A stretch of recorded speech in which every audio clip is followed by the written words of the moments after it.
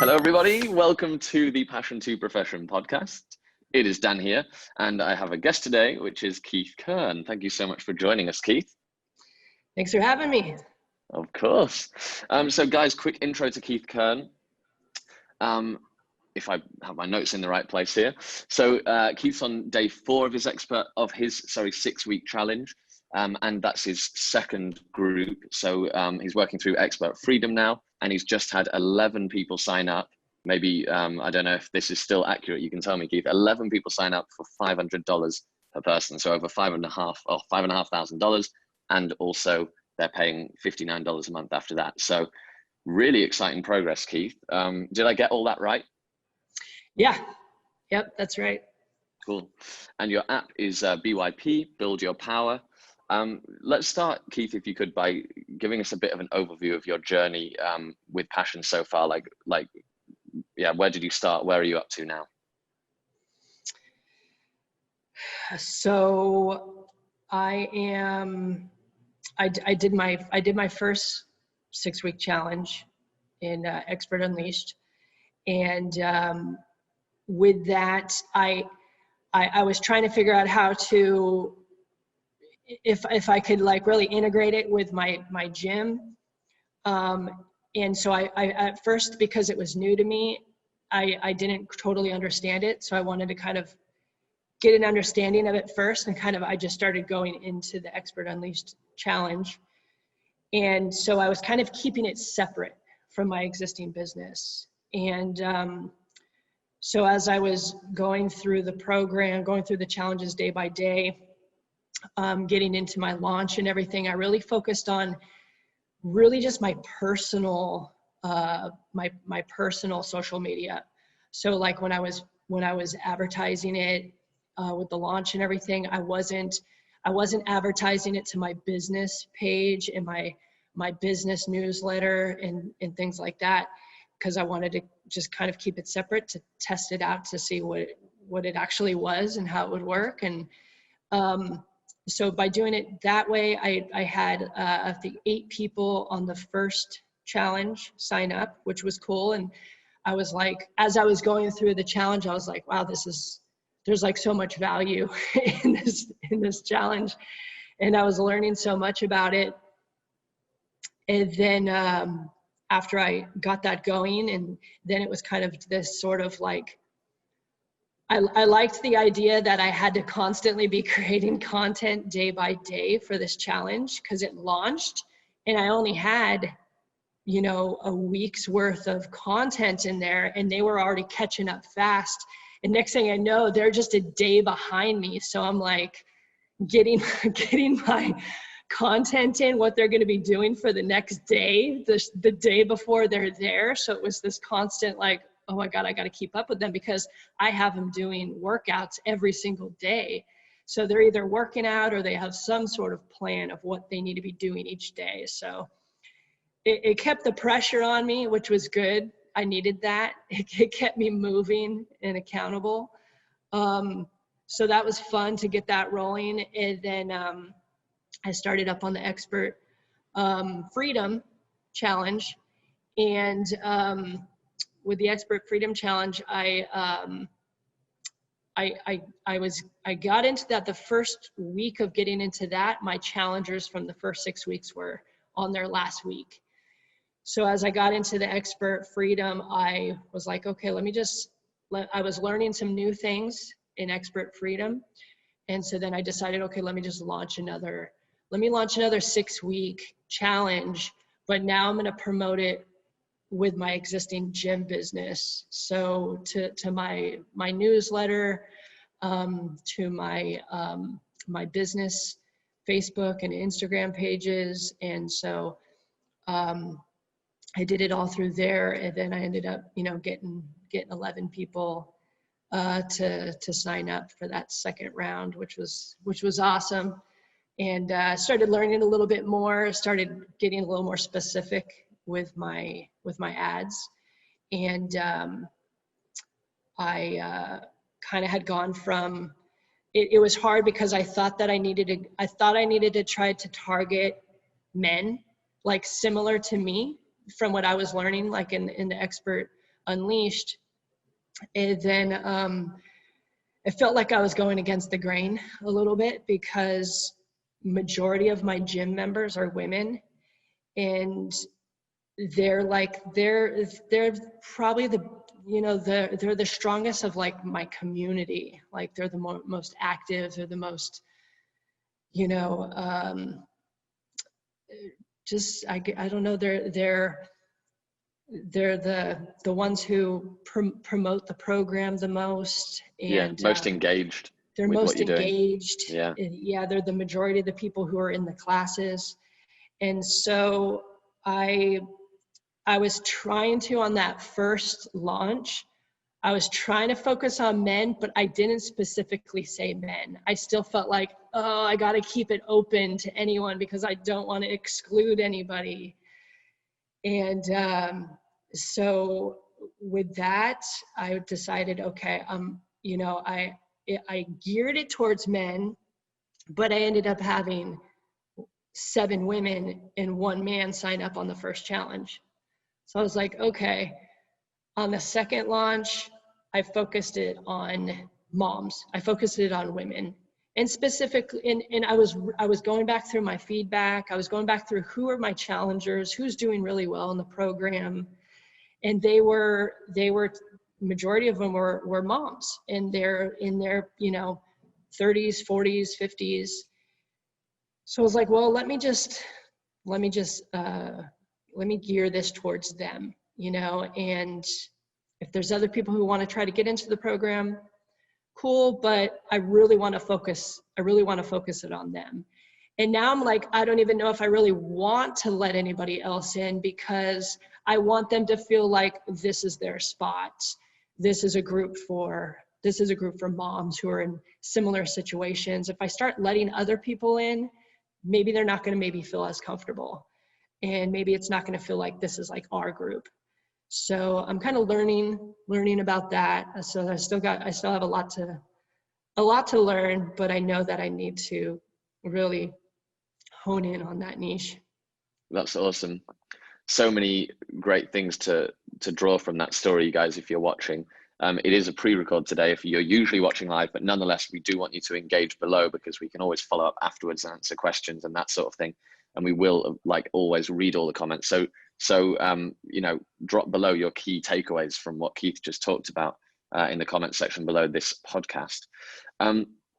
Keith, something that I want to definitely pull out of that is, in Expert Unleashed Challenge, we talk about like, it's the first time that most of the people who, like yourself, who've gone through that have launched something like this, right? So all you can do is sort of take your best guess. And so in the Expert Unleashed Challenge, what we teach is the principles to create a really good quality best guess based on everything we've learned from over 1,000 people going through that process. And as you said, quite often, especially in fitness, men tend to resonate with men, women with women, but it's not always the case. And you've shown that actually, women are engaging and resonating more with your message than men, and that's completely fine. Because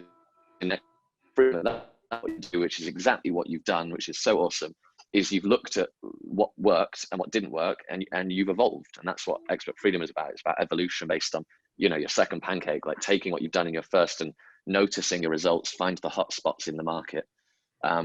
And the fact that you've gone, more all in on mums is great. And as you say, you might end up going even more in that direction, niching more specific to create an even more compelling, product and value proposition for them. Mm-hmm. Yeah, that's what I've been learning a lot lately. I think we're all in this situation right now where we have to adapt, and so and that's what's great about the feedback. I've been using the feedback. Now I'm using the feedback with my existing members, with my gym, with my virtual classes with them. I'm using more feedback with them now too, so I could get a better understanding of, okay, sometimes we have to put our ego aside, or we have to put this mindset of like, this is how it has to be.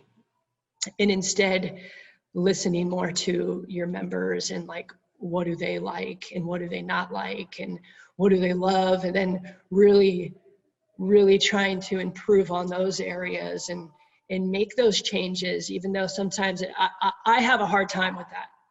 I want the feedback, but I have a hard time taking feedback. Yeah. It's immediately gets you defensive because this is your product that you're building. It's your thing. And then to have someone be like, oh, I didn't like that. And it's just like, oh, like, so to take it and be like, okay, let me look at this. Okay. How could I adjust this to make it better for the customer and improve the product the best we can? Yeah. And of course, you know, not all ideas are good ideas that people have. And I think there's a saying in sort of product management, which is essentially what this is, which is like, be obsessed with your customers' problems and ignore their solutions.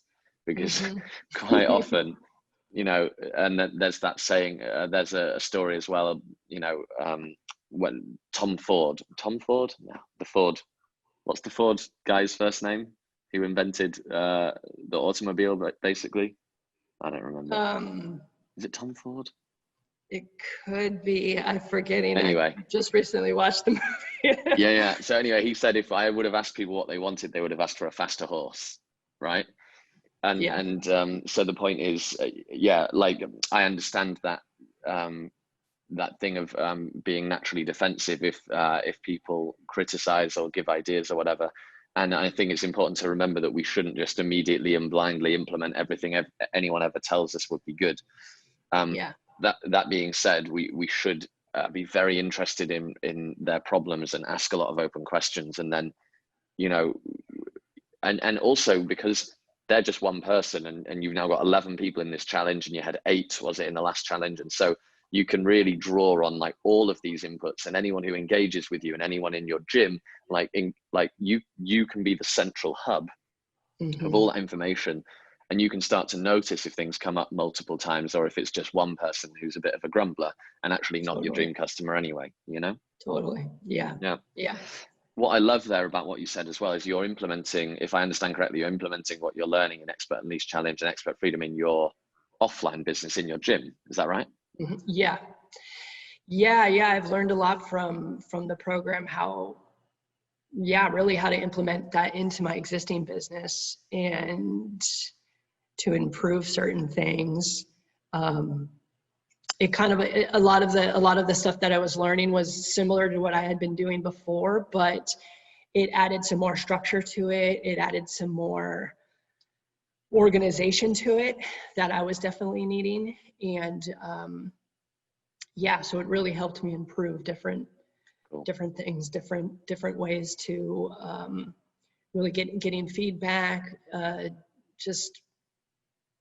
with, I'm trying to think of like what are all the different things, but I think even just with the marketing and how I'm saying certain things and just learning different things, even just with like Canva and Typeform and some of these scripts have been like huge for me. Cool. So for some of our lovely passion fighters who are watching this, they're probably at the end of their first launch, and you know, I speak to a lot of people who get to the end of their 6-week challenge and they're exhausted, you know, because they've been like keeping up, as you say, like a few days ahead of the crowd, and it's very exhausting. And then you went straight into a second launch, which I think is great. How did it evolve from the first launch to the second launch? What was the same and what was different?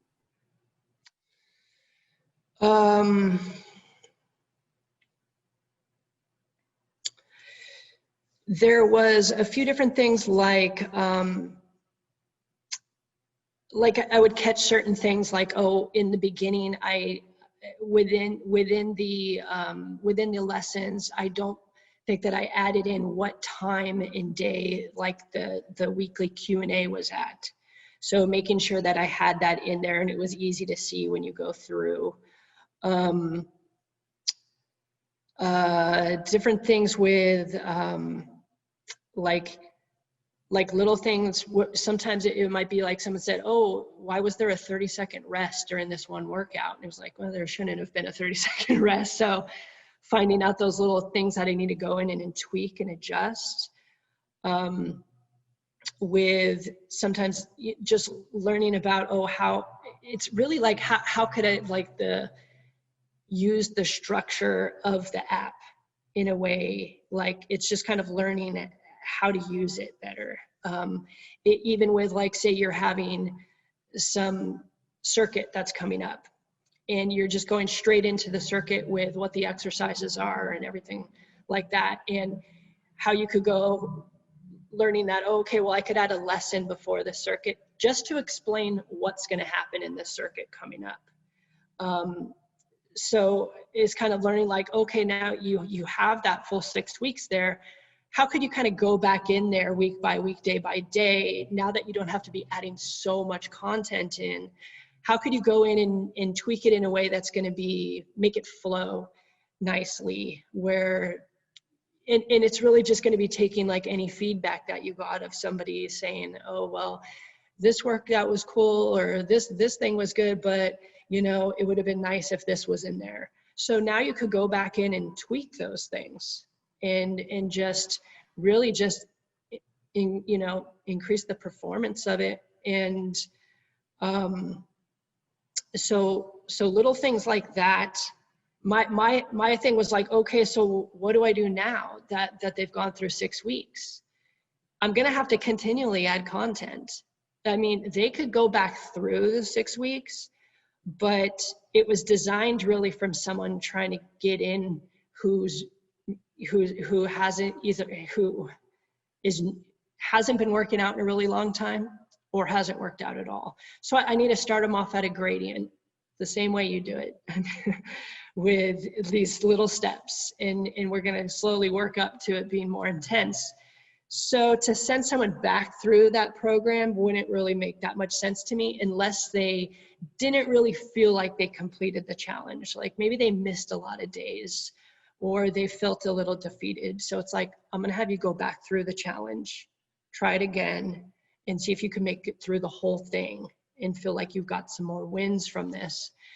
And then I realized, okay, I could add in another product. So I added in another product that was a little more intense. So it's kind of like what they're going to graduate to. Once you could get through this program, you could graduate to this product. And this is where the workouts are a little longer, they're a little more intense. And then now I figured out, okay, how could I use this as like a gateway into my other business, which has daily live workouts that range from an hour to 90 minutes that I'm already doing every day. So how could I take the work that I'm already doing and work it into the app? So I created a third product, which is basically a gateway into my other virtual world. So it's like, you made it through all this. Now you could graduate into these workouts, and these are done live, and you could join in on these live workouts. And now you're up to that pace, because I wouldn't just have somebody brand new jump into these workouts that I typically do every day. They're super intense. So it graduated them up to that point.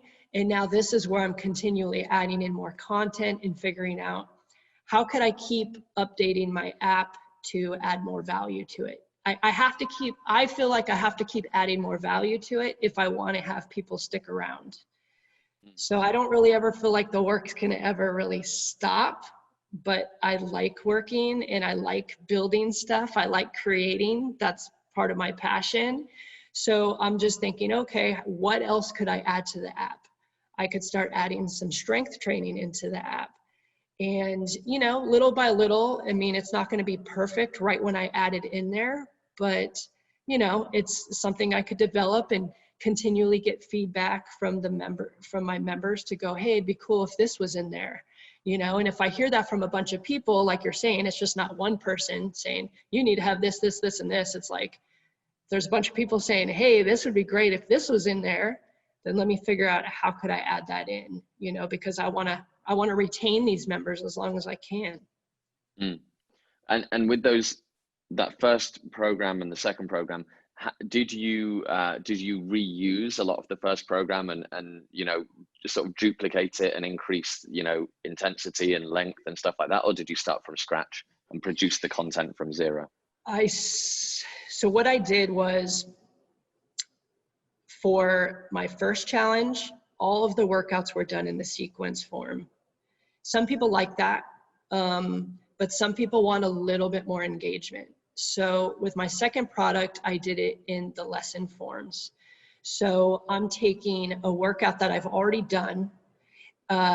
So I save it. So I'm filming it on Facebook Live. I save it, and then I go in and cut it up. I'm just using iMovie, but I'm going to start using Filmora to edit these. But then I'll edit that hour-long workout, and I'll break it up, and I'll have a warm-up section lesson, and then I'll have circuit 1 in a section, circuit 2, circuit 3, a cool down. So now it's in these, like, say 5 different lessons, and now I'm talking, and it's a little more engaging that way. And then so that's how those are designed. And then the third product goes into my thing called OC Virtual, and that's where they could just jump into a live workout or a pre-recorded workout that is just a straight hour-long feed that they could just go in and do, and there's no editing, there's no text or anything like that. It's just a live workout that you'd be joining. Cool. I love what you're doing in terms of reusing the content that you have in different and creative ways, reusing the assets you have. I talk a lot about like how to leverage our time, and I see that if there's anything we do, we should think about how to use that in as many different ways as possible. For example, this podcast, right? Usually I stream it live, but we also record it and put it on the website, and we also put it on YouTube, and we also cut it down and put little snippets on Instagram. And so we do something once, and it has like 10 different purposes. And I love that what you're doing with your products is doing that as well, because then you can get more output with less input effectively. I keep trying to figure out more ways to do that. Yeah, exactly. And one thing I would recommend, especially if you are using sequences, is like, for those watching as well, if you have a product that has, for example, circuit workouts in there or something like that, duplicate that product, and you can very easily increase the number of reps, sets. You can create new circuits by removing some exercises, adding some more in. You can clone days, weeks, lessons. You can clone a whole product. So the way that we've structured the back end of Passion is that you should be able to multiply your content, creating new value for the user without putting in from scratch a ton of work. And we've even done that with lessons as well. Like, like you've edited these like daily workouts or whatever. There's no reason why you can't, let's say you've got, 10 workouts. There's no reason why you can't say, okay, week 1 is workout 1, 2, 3, 4. Week 2 is 5, 6, 7, 8. Week 3 is 1, 3, 5, 7. Do you see what I mean? Like, you can always clone things and move things around, and it creates variety for the user. Yeah. Without getting a lot of input for you. Keith, I want to talk a little bit about pricing, because you're charging $497 and then $60 a month. I think that's great, and a lot of our passion fighters struggle with mindset around money. They struggle with pricing, and $497 is on the higher end of what some of our passion fighters charge, which is awesome, because it means with 11 people you've generated $5,500. And of course, as we scale up to 100 people, you can see how that can create some very meaningful income. How did you decide on that price, and how are people responding to it? So I'm going off the initial, like what you had recommended in the very beginning. I was like, okay, I'm going to follow what Dan says to do. I'm just, I'm not going to try to overcomplicate it. He says it's worth $997, and drop it down to what you feel comfortable with and how you could really justify it, I guess. So I started with $397 $29 a month afterwards. And that was like, hey, this is new. I'm still building it. I'm going to ask for a lot of feedback. So it's really worth $1,000 for 6 weeks. And I really think it is. I mean, I'm providing a workout every single day for 6 weeks, plus the meal plan, the nutrition, the coaching. It's worth $1,000 bucks. So to say, oh, it's only to give them to get it down to, well, I charge $397. So I gave them a $600 discount, and then they're locked into $29 afterwards. They could, they're grandfathered into $29 afterwards. So it's a good deal. And then now with the second round, I had to go higher on the price because I told the last round I was gonna, this is the deal, you're gonna get this. So I was like, well, I got to increase it $100. So I increased it. It's still a $500 discount. They're locked into $59 a month, which gives them access to everything that's in there, plus my OC Virtual, which I already charge my members there $99 a month. So they're getting a deal to have access to that as well. So if I, on my app, I have it down at $89 just for someone to jump in. I did have one person back out who she paid, and then she backed out because she's like, why does it say $89 and you are charging me this? And so it was hard. I had to try to help justify why it was more expensive, but she didn't understand. She was upset. So I think you really got to understand like why someone could just get into the app for $89 and why is it costing more if you're going to have someone pay for the 6-week challenge. So you're going to really have to figure out what are you doing above and beyond somebody just jumping into the app. Because if someone jumps into the app, they still have access to the Facebook page and everything. So what are you doing more for the people who are paying this extra money? So I think that's something you have to really think about. Out of interest, Keith, have you had anyone just jump into the app without? No. So that's also been my experience. It's a really common question and common concern that people have around like, how do I price it on the app? And the reality is this, like, if you build it, they will come mentality is no longer a reality online. It's like you launch a website, people don't just immediately flock to your website and throw money at you. Same with an app, right? And so when people ask me about like, well, how do I price it on the app and how do I justify that compared to like my marketing that I'm doing? I always say the same thing, like your customers, your prospects, everyone is going to come from the marketing you're doing, because marketing is how you get customers. They don't just flock to you. Yeah. So what I would recommend is what your app says should just support your marketing, because no one's just going to flock to your app.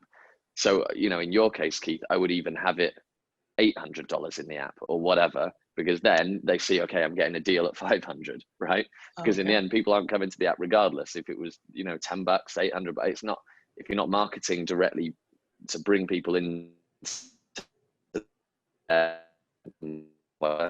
which that's not what we recommend. As you know, we recommend people to go through the sort of more application process.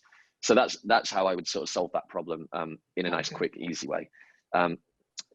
Long term, when you're really growing, you might want to have different offers at different prices. But like, I think in the beginning, why not just have one and focus on that. I think I was confused about that because I think in Expert Unleashed, you had mentioned about not having that price too high in the app. I don't remember what it was exactly, but there was something about that in there. You recommended having it set a certain amount. So I was like, okay, I can only have one price. And I was like, I didn't know if I should have a single price and then have another price listed in the sales page of that there's an additional fee for this or whatever. Okay. But I mean, I like the idea of just setting it high, and then I don't have to deal with somebody, freaking out about that. But I'm also still, I don't know where things are going yet in Expert Freedom. I don't know if we're going in the direction of now we're just selling somebody on getting them in at a monthly, or are we starting, or are we getting them on a larger upfront startup cost and then a monthly after that? I was under the impression we're going to be going towards just getting people signed up on a monthly rather than a larger upfront cost, but I don't know yet. So that's why I haven't made those kind of changes. So I'm trying to learn, because I'm thinking already like, oh, we're not doing this large upfront anymore. We're going in the direction of just charging for a monthly. So I have to figure that out. So I don't know on this next tier of people, but if I were to be going into my next challenge, I would have to charge another $100 more. I would be now going, okay, you're going to start off at $597 and $69 a month afterwards. And because they're still getting a discount and they're going to get locked in for a lower monthly than $89 a month. I mean, so I think this pricing question, Keith, is a really good one, because you're certainly not alone in not having it fully clear, like where you want your pricing to be, and from our side, it's an evolution as well. In the beginning, we encourage people to sell for a relatively, or like, let's say, a medium upfront price to first of all generate some revenue, but also you have to build your product as you go, right? And we always encourage people to also charge a membership afterwards. But people quite often, when they're first beginning, they don't really have the confidence to sell like an ongoing membership from day one. So what we found is a lot of people were just ignoring the membership afterwards that we were recommending and just selling the one time. And then Expert Freedom came, and we really want to push people towards charging recurring, building a recurring business, because we've been, we're a few steps further down the road, right? And so we know the sort of issues people face because we've faced them ourselves. And what happened for us is we were charging one-time fees, and we got good at it, and we had months where we made $500,000 in a month, and we were all excited. And then next month we didn't make anything because we didn't do a big launch, and we were like, okay, we've got a big team now, we've got some costs. We can't just, even though $500,000 in a month was like super exciting, actually it's going to go quite quickly if we don't do another big launch. And so it's like this bicycle, right? Not to mention the customers who joined don't really stick around with you long term. They're not like getting results with you a year or two later for something they paid for a year or two ago, right? Because they just don't have it in their mind. So we found that it's actually best for both us as a company and also for our customers if we have a recurring membership, which is what we're trying to push people towards in Expert Freedom. I think in the end, what we'll talk about most likely, together with the Impact Accelerator Mastermind that you're a part of, Keith, that we're actually kicking off later today. I think what we'll talk about is probably a hybrid. And as long as people have this membership clear in their head, what it means, how they can sell it, how they can add value, charging a high up front to cover, your marketing costs and the fact that you're on the phone with people and that you get people kicked off with more personal support and all that sort of thing might make sense. Like I say, as long as after the 6 weeks, you really have this membership, you and your customers have the value of the membership.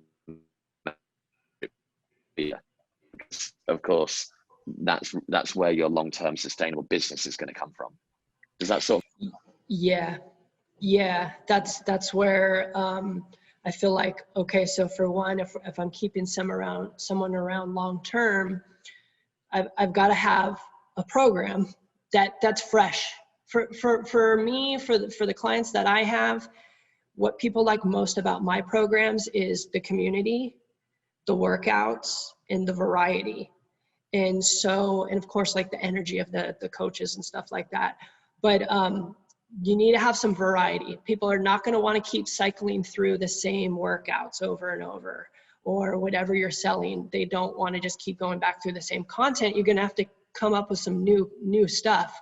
Or at least if you had, for someone in fitness, 100 workouts, you could cycle through that, and you're only doing the same workout, a few times a year if you're exercising daily. So I think for one, having keep continually building your content up until you feel like, okay, this is something that people could cycle through for years and not get bored with.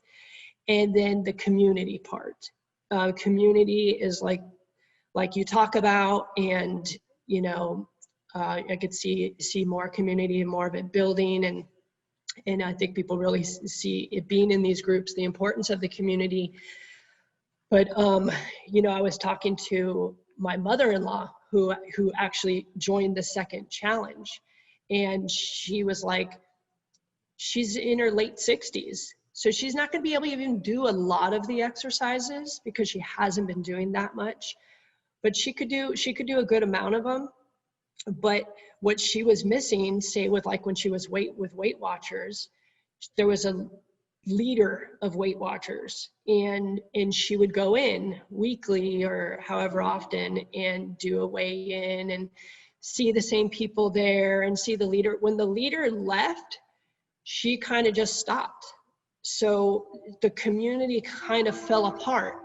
So I think if you could keep continually nurturing the community, the community is part of the membership. So having that group, so it's like, okay, now that you've done the 6-week challenge, I think the next thing for me to figure out is how do I keep people staying engaged in the community when the challenge is over? If there's like another challenge now, or we have, you know, like getting into like the accountability leaderboards and challenges, different challenges and things like that. But how do I keep people staying engaged and feeling accountable? Love it. Keith, thank you so much. It's been a real pleasure to see your growth and development through this process, from having never launched anything online, I believe, through to like having a great second launch within, you know, a couple of months, and now being part of the Impact Accelerator and moving towards like the paid ad stuff where you can really start to scale up. It's great. I love that you just absorb, you know, you just absorb what we're teaching based on what we've learned through making tons of mistakes ourselves and seeing, having success, and also seeing a lot of our clients get success, distilling that, and you just absorb it and implement it because you're trusting the process, and you know, your results are awesome. I'm very excited for where you're going as well. Thanks, Dan. Yeah, thanks for having me. Of course. Thanks for watching, you guys. Give us a comment below so I know who was here and enjoying it, and any questions you have, comment them below as well, and myself or maybe Keith later as well, and we'll jump in and reply to things. Thank you so much, everybody. Speak to you soon.